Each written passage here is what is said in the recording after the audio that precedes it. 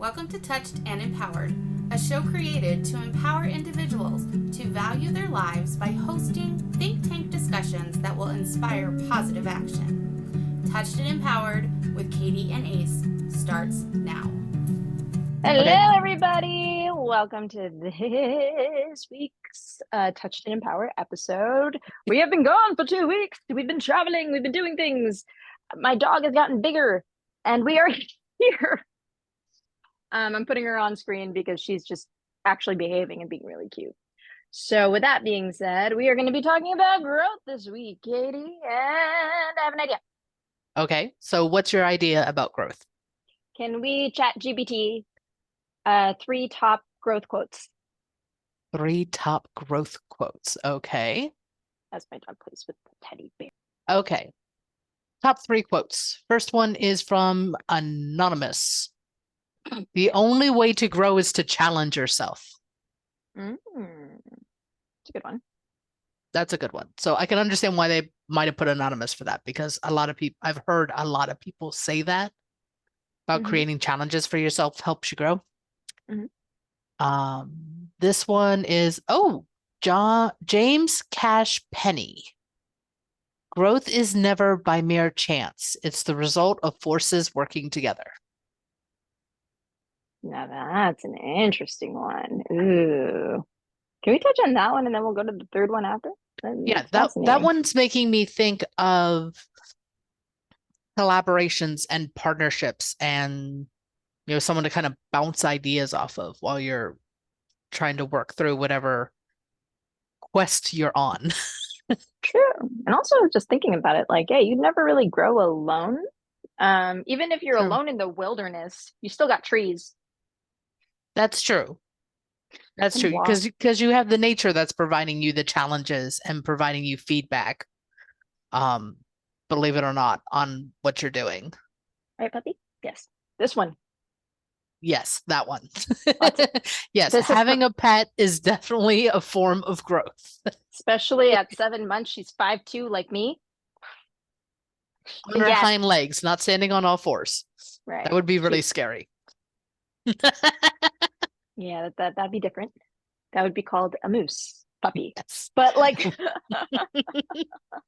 but she has provided me so much growth. Yep. Even when I'm hermiting. And that's one of the things, not just with pets, but like even new friendships or getting together with a friend that you haven't seen in a really long time and reconnecting. It does help expand on everything that you're currently going through and helping you problem solve or dream about what it is that you want to do moving forward. Yeah, the dreaming part. Oof, nail on the head.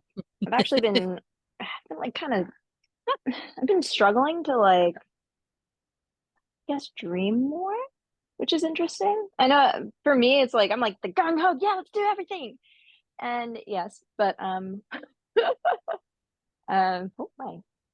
we still need to like, inspiration's real, right? Even today, Yes. I was looking to move apartments, like taking the step.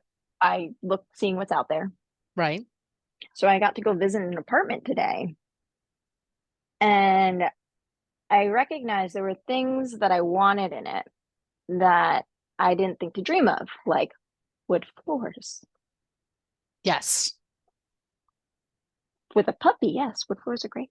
Yes, wood floors are very good when you have a puppy. Yeah.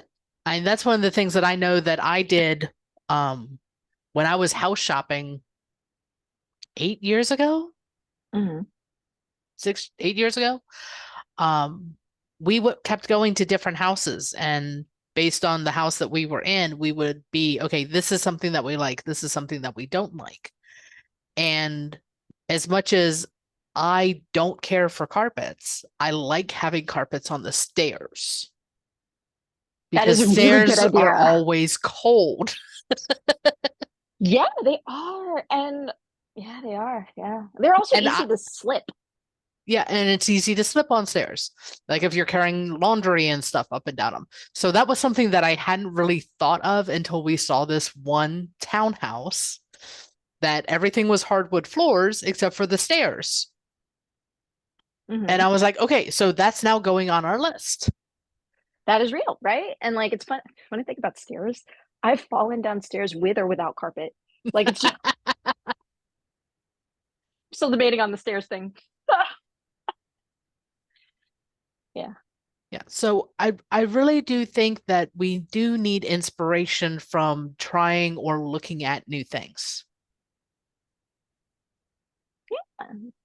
I Because you don't know what you like or don't like until you get a chance to see it in, I don't want to say in real life because that's not what I mean. But like, for example, I can walk through a IKEA and see all of those rooms that they have pre-staged and be like, okay, that's kind of nice. That's kind of nice. That's kind of nice. But I was never inspired by that. Mhm. It wasn't until I was actually walking into a house and could see all four walls, the ceiling and the floor. Then I could be inspired as to whether or not I liked something or whether it was something that I didn't like. That's fair. And then yeah, Because I and like needed a that whole picture kind of deal thing. instead of just looking at one piece of it. Because I can look at one piece of furniture and it'd be absolutely beautiful. But then if I take that picture and hold it up, because they have that filter now, imagine it in real life where you can pick something on like Amazon or Google Lens or something and then see what it looks like inside of your house. Oh, I did not know that. That's Oh my God, it's really cool to play with. But yeah, I used that and I was like, yeah, that does not look good in my house. So I'm really glad I didn't buy it. It's gorgeous. It just doesn't match anything else what in my house. that that's fair. But that's really fair. So I really do like taking the idea of using inspiration from things around us, but we're not going to have things around us that inspire us unless we go places that are new. We experience new things. We talk to new people. Yeah. Puppy agrees and is also trying to fit on the bed. Apparently. As you can tell, she's grown, folks. Here she Yes, is. she has grown a lot. Yes, but it's true because I also have to think about this one when I find a Yes. new place. Like I didn't know that you could have a separate entrance. That would be really Ooh, good for a dog. Right, Beth? yes. Especially if it's convenient to get outside quickly. Yeah. And right now she's trying to get it. So she's trying to get on my lap She's trying to get on your lap. because she's my giant lap dog. So she's trying to get on my lap right now, as you can tell. Um, a couch, a specific type of couch, I never thought I would need. True. Everything now has to be upgraded. Because we have puppy teeth. We got puppy teeth. We got puppy height. Oh, Still not sure yes. how tall you're gonna be. She's already made it to like some of my top shelves. I'm like, at this point, everything is above my fridge so that she can't get to it. And for those of us who are short, that's a challenge in itself. Exactly. So thinking about growth, like you never know what things come into your life to expand the quality of your life. Well, that's what they have those safety locks for. What the child safety locks that you put on like cabinets and stuff. I know that means that we have a hard time opening it too, but that's beside the point. The funny thing is she's also smart. So that's the problem. So it's because she's half Great Dane, half German Shepherd, and as you can tell, a lap dog. Yes. My puppy here knows how to get in and out of locks and open doors. It's really funny.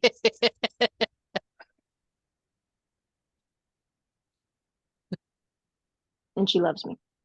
Yes, she does. Yeah. So it's funny kind of, and I love her. It's funny how much love really expands your life.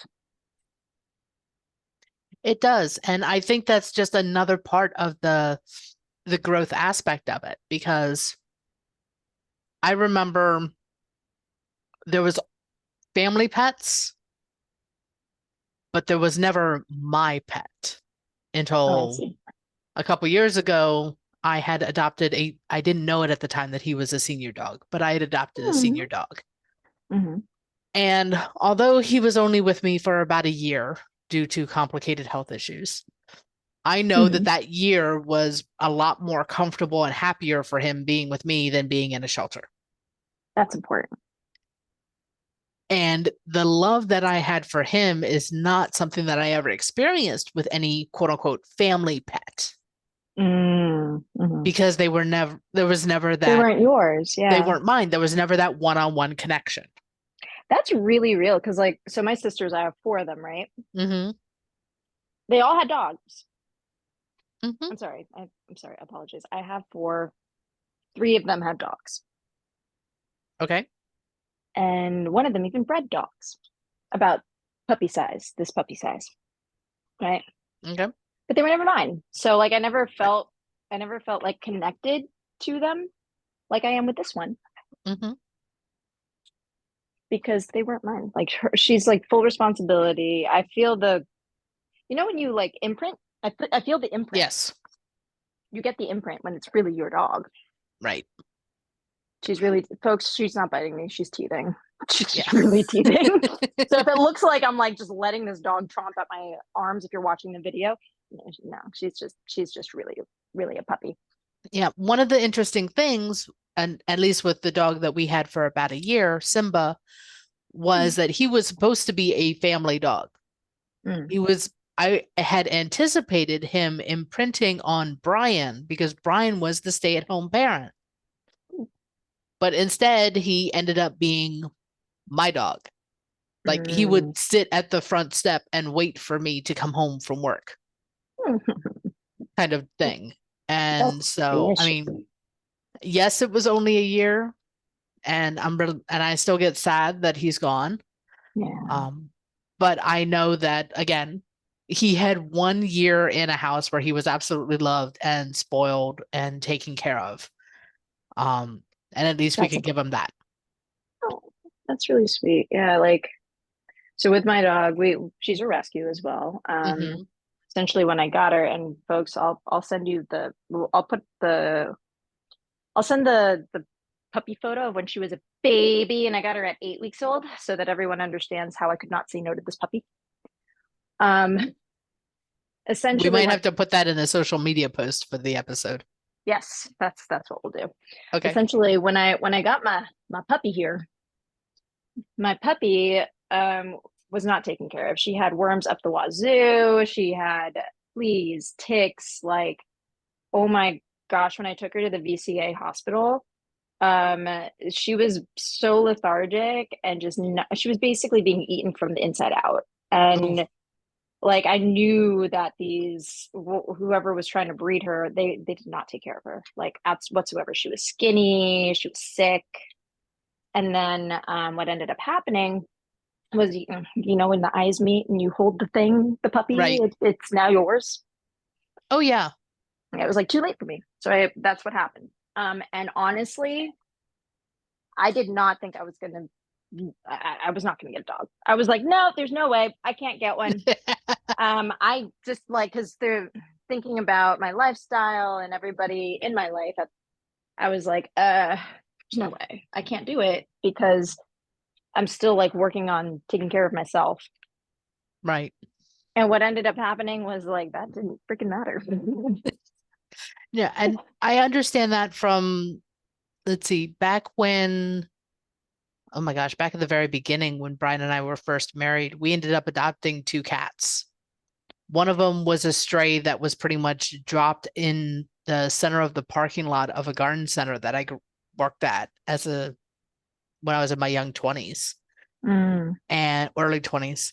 And the other one, we went to the shelter, and it was really interesting because it was the hallway where there were the kennels on both sides. And Brian was looking at one cat and holding it in his arms. However, he felt this paw smack him in the back of the head. And then started like pawing at his shoulder, trying to get his attention.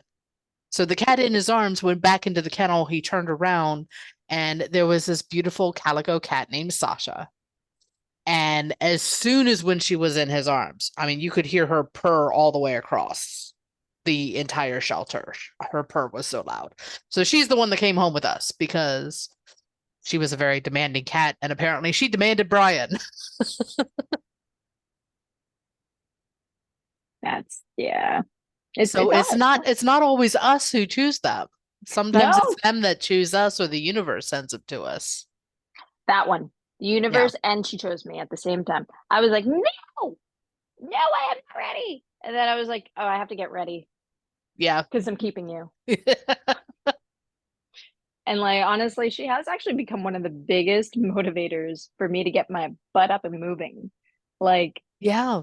yeah, because like, don't get me wrong. Yes, we have to take care of ourselves first, but it's so funny how much of a motivator it is to get a puppy like this that you love so much and have to like take care of yourself first faster so you can take care of her That's and true. grow. Yeah. And grow. Yeah. Because it is like the cutest thing. Like honestly, I was kind of bare bones in it because I don't need much as an individual by myself. Right.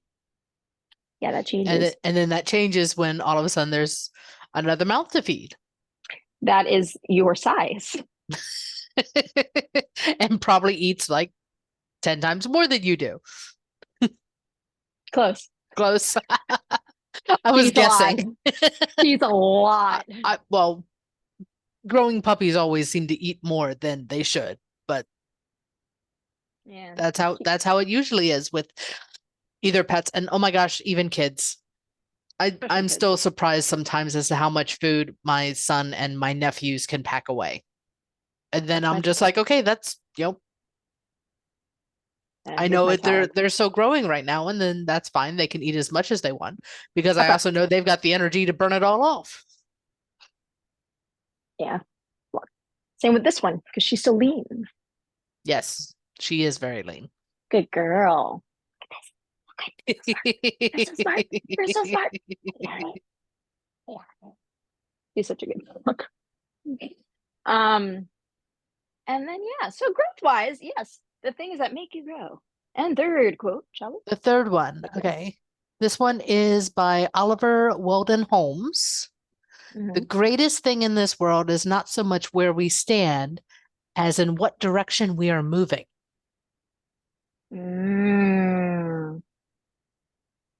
That's interesting because I think yesterday I heard a quote of if you stand for nothing, you'll fall for anything. Yes, I've heard that quote before too. Do you think this parallels with this? I think it does because there's so many times that we can get stuck, whether we're standing still or whether we're, stuck in an idea.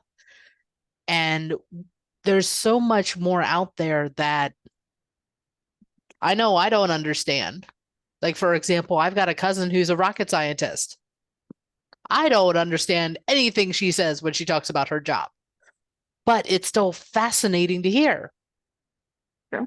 And if that's going to inspire somebody else to maybe become a rocket scientist, then, I'm really glad that she's so passionate about it and is willing to share that and help bring, more people into that field.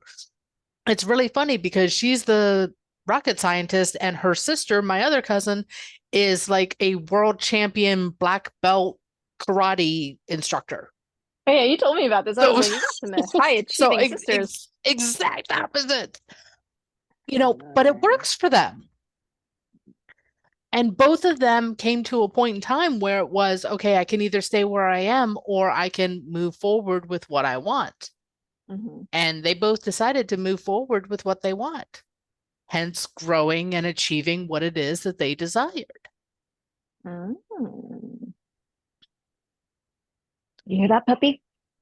I know you want something. We'll move in that direction. I hope that we enjoyed this addition to the show because she's being Yes, I do love her 2 cents. Yes, especially when she takes up the entire camera. Yeah, do you see how she's like, I'm a lap dog? She's sitting on me now. Yes, She's sitting on you now. She'll talk for me. So this Yes, is Puppy. because we can't see you at all. She's taking over my. Literally, it's so funny because like when we were in the car and we're in that direction of movement, It she's looks trying like to she's the one who's taking over the vehicle. it is like people can't see me in the front seat. They're just like, who's talking, and they think it's the dog. Are we done, Puppy? So yes, that is a great quote. I agree with that. I think so too. And I think that it's also speaks to that it's not necessarily the speed of the growth. Right?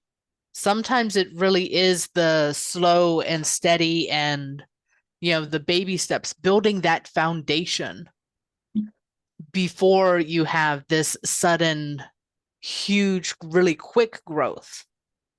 Because, like, for example, with bamboo grows its root system for years before the shoots start coming up above ground because it needs that foundation to hold the stalks up.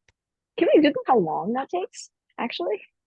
I know there's one type of bamboo that's 7 years. Okay, yeah, that's right. And then like you just kind of have to hope. Yeah, you have to have your faith. You have to continue to maintain. You have to water it. You still have to weed it. You have to do everything as if you saw the growth above ground. Mm-hmm. And then all of a sudden, at that 7-year mark, after doing your due diligence, it starts up, an inch and then it grows a foot and then it grows a foot and then it grows a foot. I mean, it grows like a foot a day or something insane like that. Yeah, it's pretty impressive actually how fast bamboo really grows. Right, but it wouldn't be able to maintain the height or the volume of growth if it didn't have that super solid foundation, which was slow and steady. Exactly. I agree. Yeah. And it's interesting because like when I think about it, as a human being, it kind of takes that long. It does, because it takes time to gather the knowledge, then apply the knowledge, go through all of the hiccups, the speed bumps, the temporary defeats to correct your path. So then that way you can execute that knowledge and then break new ground and break new ground and then shoot off from there. It's not like we snapped our fingers and all of a sudden we had light bulbs. Right. And also to think about it, bamboo is also the strongest material. Yeah. It's a very strong material. Exactly. Like it's really hard to break. And it's considered renewable because of the fact that it grows so fast. Exactly. And it's really fascinating because when I think about bamboo, if I ever want to buy anything, it's bamboo. Because bamboo has the flexibility regardless of what we do. Right. Can you hear my puppy? Not at the moment. Great. Flexible to like actually grow, build, and like if you have any type of board, longboard, snowboard, surfboard, when made out of bamboo, it is one of the things. Well, it adds something to it that you don't get with what I would say was that how rigid it is when you do the layers of other materials laminated together. Agreed, because bamboo is so stable. Right. It is like one of the most stable materials that you can be on because it created that base root, right? So that it's able to just as fast as it wants. I'm glad it's wonderful. I would have never thought about it as being used for boards or board sports, but that makes sense because that's not something that I'm into. I was thinking more along the lines as to, what do I use on a more regular basis that bamboo would be good for? And I'm thinking as to, I want to have more curio cabinets or those old-fashioned steam trunks. I just like the way they look. But make it out of bamboo so then that way it's sustainable. It's something that can still be reused and stuff. And that has a really cool texture to it, especially if you do a stain on it. The grain of it is absolutely beautiful. Oh yeah, and the kitchenware, and it's light. Bamboo Yeah. is so light. All right, Which ladies and for gentlemen. cabinets, curio cabinets and stuff, you want light furniture. You want to be able to move it around by yourself without having to hire a whole bunch of people to help you move the thing. Exactly. I love how we just totally went on this beautiful tangent about bamboo. But I just know. speaking of which, But it all ties into the whole growth yeah, because it's showing the potential as to what we have, and growth is all about potential. 100% all about potential, all about leeway. Like if you think about Right. it, aren't there specific animals in the animal kingdom that if you put it in a specific environment, it grows to the size of the environment? I think it's elephant koi, one of them. I do believe that is one of them. Hmm. It is not, again, not an overnight process Right, for them to right. do it. It is slow evolution for them Hmm. to be able to change from being one size to being another size and adapt to whatever that new environment is. But it's not just animals. Plants are that way.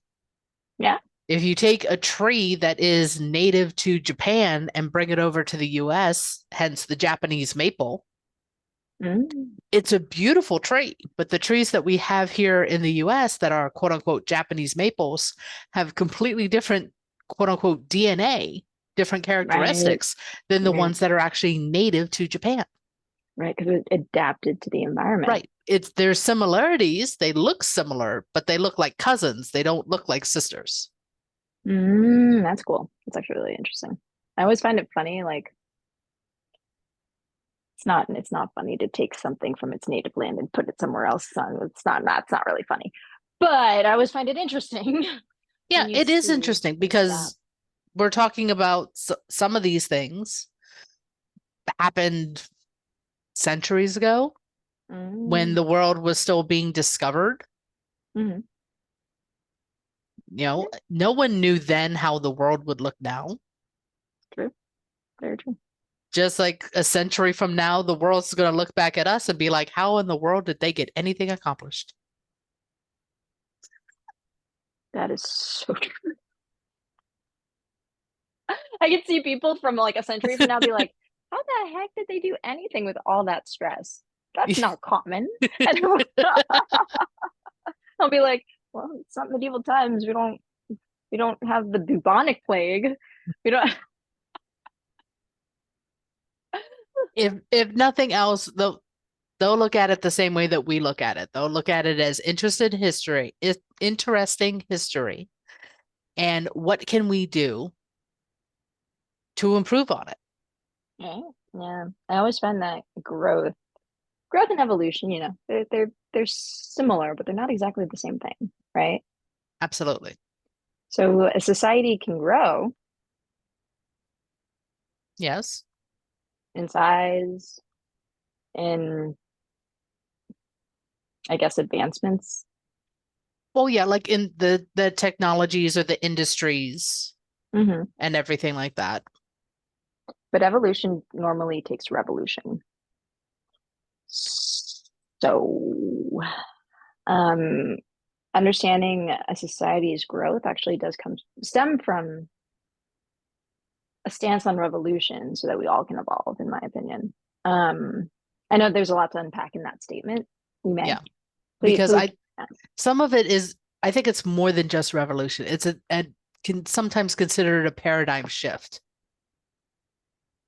It's taking something that exists and flipping it on its ear, and or merging it with something else that no one thought was possible, and then all of a sudden we have something brand new. Yeah, yeah. That was a lot of the Renaissances. That was a lot of like,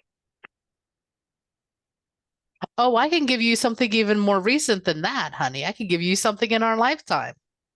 Chat GPT.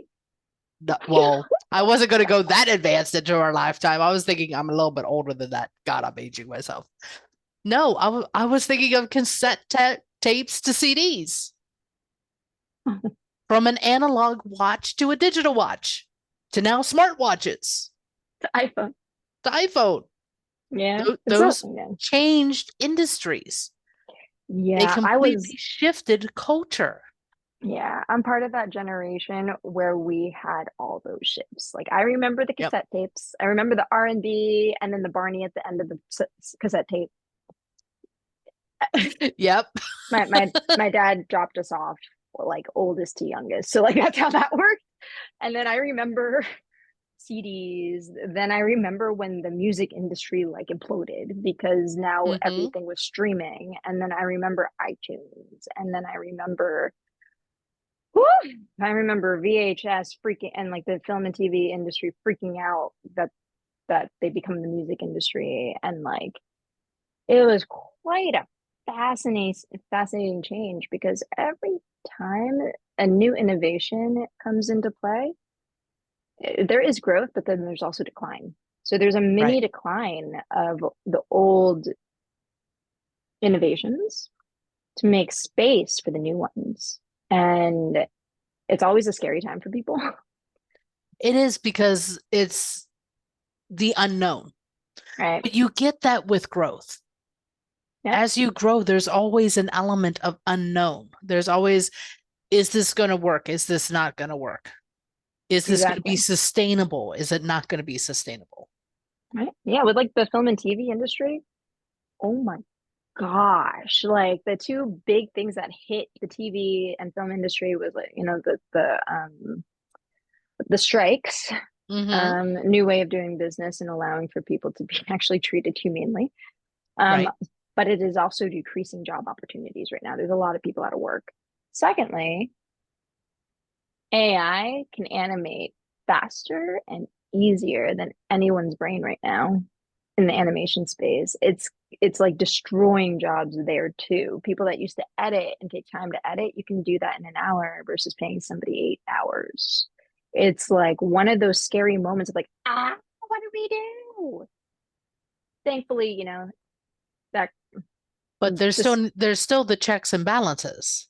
there's always a check and balance. And like when people do create these innovative spaces, it's always really important to understand whose jobs you're taking away and how you can replace them with new jobs, in my opinion. Right. And it's one of those that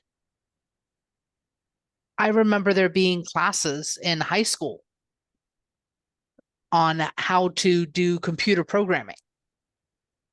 I am really dating myself right now.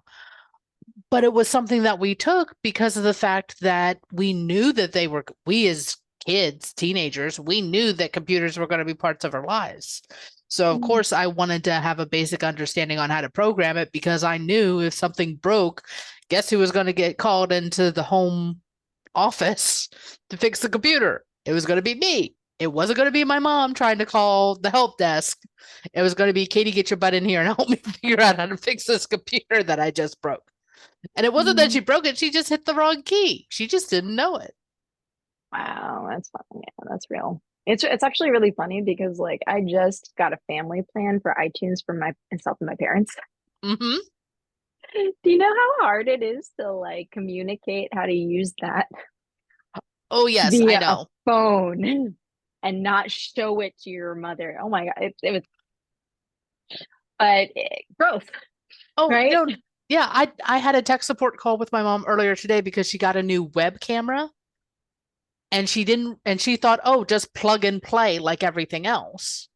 But this one included software that you download. So then that way you can customize the Zoom. You could turn on features like have the camera follow you when you walk around your desk while you're teaching or whatever. And she couldn't figure out why her camera would not turn on. I'm like, did you download the software? What software? Did you read the instructions? No. Why are you calling me for tech support when you didn't read the instructions? It is kind of crazy because like our I have learned that with a shift in technology comes a shift in philosophy a good portion of the time, Right. right? So like um when a new paradigm is introduced to society, that's when things change, right? Yes. And there's always going to be people who fight the change There's a be- quote. because change can be scary. It's fucking, pardon me. It can be very terrifying. I'm Yes. glad I didn't finish that word. Um, At least you know I'm being honest. So when there's a specific quote about once a new paradigm is introduced, you actually can't go back.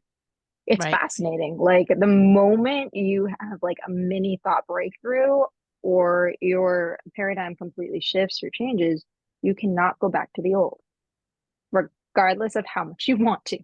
Yeah. And as much as you try to, it's never going to be exactly the same as it was before the shift. Yeah, no, it won't be. It never will be. It's really fascinating because when I was thinking about my recent paradigm shift, oh my gosh, I think it took me a year to get this software downloaded into my mind. But essentially, before doing so, you have to clear your RAM. Right.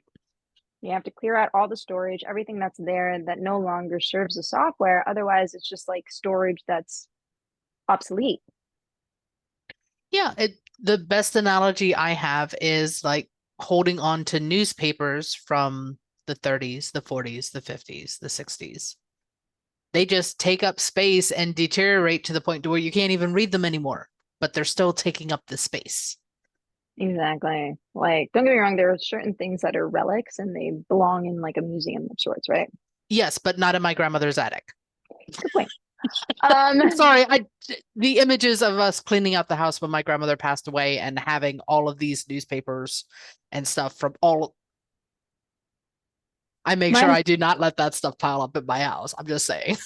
my mom has been so sweet that she's been going through her entire house and storage, and she's like, I know that if I die or when I die, it's gonna be you who's cleaning this out. And I went, oh, thank you, Mom. I love you. Don't die. You're not dying. Yeah, You're not when you no, I don't care. You can die and when I'm ready, but never. yeah, when I'm ready, which is never. But again, growth. It is a form of growth when someone passes away because we have to heal the emotions and the sudden Mm, change that that person is no longer there. I mean, we call it grief, but it's more than just that. it's a lot more than just that. And it's so interesting. Katie and I have these fascinating parallel roller coasters of life that we go on. Both of us were processing a lot of grief this year. Like, Yes. I didn't realize how much unprocessed grief that I was really dealing with until like 4 months ago. And it all came up in one big shot. That was Yeah, not fun. it's like everything came up in that one shot. This one new blip on my radar screen. I don't know what else I got. This milestone in my timeline, better. This milestone in my timeline brought up not only the grief from this event, but from like all the way back to when I was like 7 years old and lost my first all-time favorite stuffed animal. It was really hard to process that now in my 40s. Oh my, thank you. Thank you for sharing. Like, literally, I had no idea because it was like there was this, how do we explain it? It was like, you know, I don't know why I'm seeing a cave, but when, when like you have this giant tunnel thing, Right? right?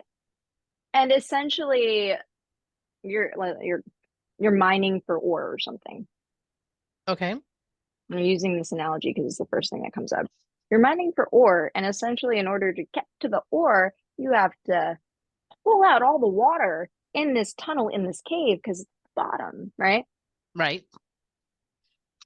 You see the stuff at the surface, but you don't know how deep that thing is. Oh yeah. The illusion that it's shallow when actually it's like feet deep or It, yards or meters or whatever the terminology is. or miles, and that has all this water that I didn't see and all the stuff that's in it, right? Mm-hmm. Like we think that there's this like dripping water that's coming into this giant Yeah, we're only tunnel. seeing the tiny little drips coming off of the roof, not the fact that the water has been sitting there for however long it's been sitting there. Right. And then it starts like overflowing a little bit and you're like, oh, it's fine. But we still need to get to the ore. Let's pump it out. You pump out an entire lake. Yeah, that's insane. But again, the growth from that makes it, for me anyways, the growth from that helped heal what I would call gaps in my heart. That's a So brilliant way to put so it. then that way the love that I have now isn't leaking out. Ooh, that's really nice. Yeah. I actually learned talk about growth. All right. Mhm. No idea this was holding me back for years. Years. Do you know what limerence is? What is Limerence? limerence? No, I've not heard that word. Please Google. Uh, this is fantastical. Okay. So you start explaining while I pull up the definition. So limerence, Limerance, I believe is how you spell it. ENCE, but that's okay. Thank you, limerence. So limerence essentially is it's when you get into a relationship, like a romantic relationship, and the rose-colored glasses are on. Right? They can stay on for 3 years. Did you know that? I didn't know they could stay on that long. Yeah. The definition that's coming up is that it's an involuntary attachment to another person that takes on an obsessive quality. Yes, and the reason why it happens a good portion of the time is based off of trauma, and normally childhood trauma. Makes So, sense. Because so we hold on essentially, to that stuff forever until we figure out how to heal it. exactly, and it's usually with you and either your mother or your father or both, right? Hmm. Because when you're looking for a partner and that part, the trauma hasn't been healed yet, you're gonna see it in your family and in your partner. You're gonna start attracting people that kind of resemble qualities of the unhealed part of your childhood. It's great. Which So is probably why you hear comments as to like, oh, she married her father, or oh, he married his mother. exactly what. And every individual that I've ever attracted into my life has resembled that individuals of my family. Yeah. And I was getting really tired of that. I was getting really tired of that this year. Really tired. So I was like, all right, we got to get to the root of this. What is this? And I Right. found out that essentially that unresolved part of your childhood with your relationship with your parents, that type of trauma, that actually can be healed. And essentially, Yes. when you heal it, there's a decrease in limerence in all of your relationships, not just the romantic ones. Now that's trippy, right? Oh, now that's actually like a huge plus. Right. So, for instance, my old tendency when it comes to limerence was I don't have to look at the said person in front of me. One day they'll treat me right instead of being present Right. and actually intuitively feeling what there might be something wrong here. Additionally, I'm going to say this very fairly. So let's say your family household wasn't the healthiest. It's all right, happens, right? Happens. Um, because you remember how that feels from a childhood stance, when you enter relationships, that unhealthiness will feel natural and comforting when you're in those relationships. Right. Because it's like carrying around that security blanket because that's what you're used to. You don't know any different. Exactly. But to break out of that, it's a little bit of work. So there's a video on YouTube that I actually did. Oh my goodness. Could you Google work through limerence or like how to overcome limerence on YouTube? There is this one video with this dude who gave me like the journaling exercise to do this. It's so strange, but it works. Well, maybe we'll put that in the show notes. Yeah, I'll put that in the show notes. I'll remember his name soon. But Okay. essentially, as that was happening, it's instead of depending on your partner to receive the love that you didn't get from your childhood, Hmm. you learn how to do it yourself for yourself. so Right. that you actually experience true independence, regardless of what your partner can do or not do for you.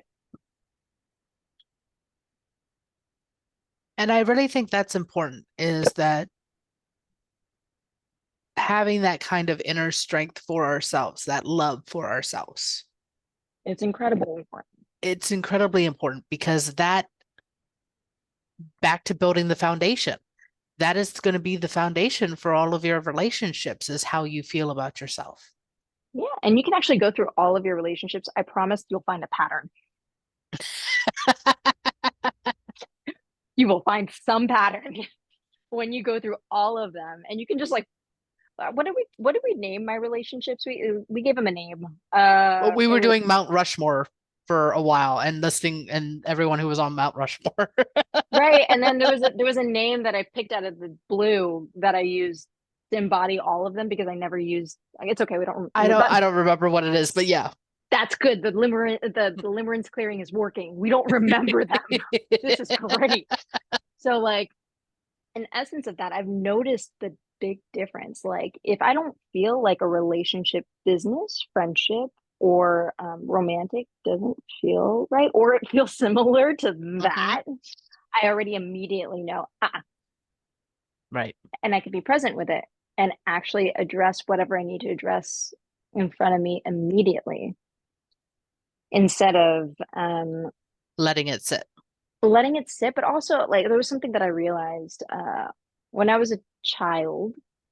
There was a traumatic experience that happened, and I couldn't look at the person who was emotionally dumping on me. Like I couldn't stare at them, Right. but I was paralyzed in fear. And I remember very vividly those moments. And through doing complex PTSD work and limerence work, I actually realized I needed to process that and then overcome it by still going through that memory, which is really painful, by the way, Right. because you're re-experiencing it, but with the wherewithal to say what you really need to say instead of repressing it, by visualizing it or writing it down in a journal. Every pen stroke came with tears, but Usually this kind of work, it does. it does. The shadow work always does. But what was so amazing was like right afterwards, I could see things differently. Things were clearer. The moment somebody could manipulate or do something within a conversation, like when somebody talks to you and then like you're not really You're not full, perceiving, right. you're not fully present, You're not fully present in the conversation. right? Because whatever they're saying, either you're used to that type of behavior and you Right. just kind of push it to the side and you don't realize somebody's disrespecting you or and diminishing you, or you address it immediately and you're like, that's not how we're going, because you Right. already have the self-love to say to yourself in that moment, you've already filled up your cup, that this person can't interject their projection, their fears, their misconceptions of you into that cavity, Right. because you've already filled it up with something more stable. Hence, while you want to mend these cracks, these holes, these parts and pieces of us, so then that way we can continue not only filling ourselves up, but then filling ourselves to overflow. So then that way we can then share the overflow with others as Exactly. part of our growth. Yeah, and then you can also expand out on a firmer foundation, Right. because looking through those cavities and finding out that they are cavities.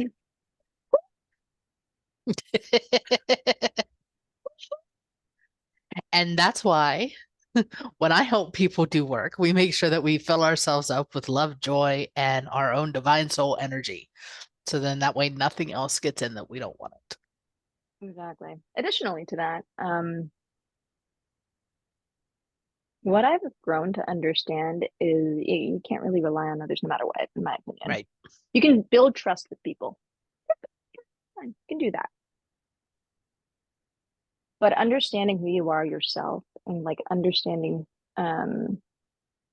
all parts of you, acknowledging the shadow, the light, the, all of it. It's all neutral to an Right. extent, to be honest.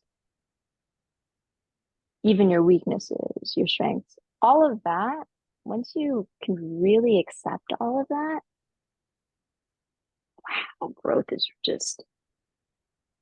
is one of the most beautiful journeys instead of it being painful. Slightly painful, but not as painful. There are times that it will still be painful, but as I always remember, as a tree grows, the bark breaks to make room for that new growth. And branches. So that's got to be uncomfortable on some level. So growth has its moments, but there are other times that is absolutely beautiful. Yeah. Like when you're going to the gym and you want so there, when you exercise, you get like muscle tears. Right. And then when they finally fill in, you feel stronger. Yep. That's why when people go to the gym and they're like, it feels so sore, it feels so good. Because the growth is coming. Right. Yeah, the strength is coming. So we'll just have to apply that to everything else. But that's going to have to wait for another episode because we are at time today. Yay! Thank you, everyone. Thank you so much, everyone. Have your best day ever. Thank you for joining us. We hope that the discussion today will inspire you to take positive action in your life. Until next week, be empowered.